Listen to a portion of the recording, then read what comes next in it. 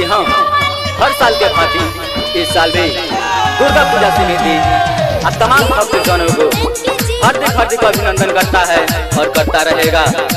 कृपया मेला में भीड़ इकट्ठा न करें। माता रानी के दर्शन करके और प्रसाद लेके धीरे धीरे आगे बढ़ते रहें। धन्यवाद। पंडा बाबा हमर में होली भुलाई गइल, माना कोई नहीं तब मेला घूमे आई गइल। पंडा बाबा हमर में होली भुलाई गइल, माना कोई नहीं तब मेला घूमे आई गइल। रोवतानी हम ओकरा कमी से, घरे जाके कहब का मम्मी से। रोवतानी हम ओकरा कमी से, घरे जाके कहब का मम्मी से।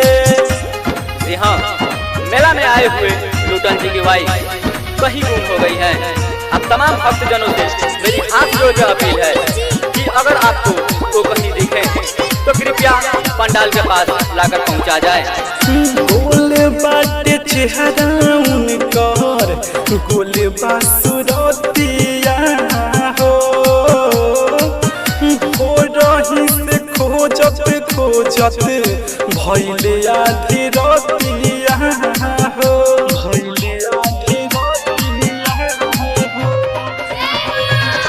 गोल बाटे चेहरा उनकर, गोल बासुरतिया हो। रही से खोजत भइले आधी रतिया हो। पीछे जाने रहली हमरे साथे हो, जाने कैसे छूटल हाथवा से हाथे हो। लागे भइल बा गलतिया हमी से, घरे जाके कहब का मम्मी से। रोवतानी हम ओकरा कमी से, घरे जाके कहब का मम्मी से। जी हाँ, अब तमाम भक्तजनों से मेरी हाथ जोड़ कर अपील है कि कृपया 1 मीटर की दूरी बनाए रखें और बिना मास्क वाले माता रानी के दर्शन के लिए न जाएं और अपने अपने सामान की सुरक्षा स्वयं करें।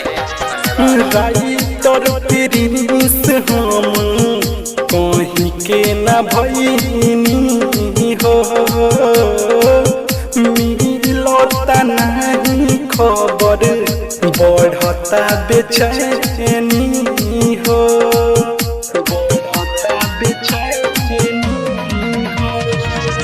राइटर प्रिंस हम कहीं के न भइनी हो, मिलता नहीं खबर, बढ़ता बेचैनी हो। कहली घुमा दो हमके मेला हो, विकास बिंदा से संगे भइल झमेला हो। मोहित करो पता जाके डोमी से, घरे जाके कहब का मम्मी से। रोवतानी हम ओकरा कमी से, घरे जा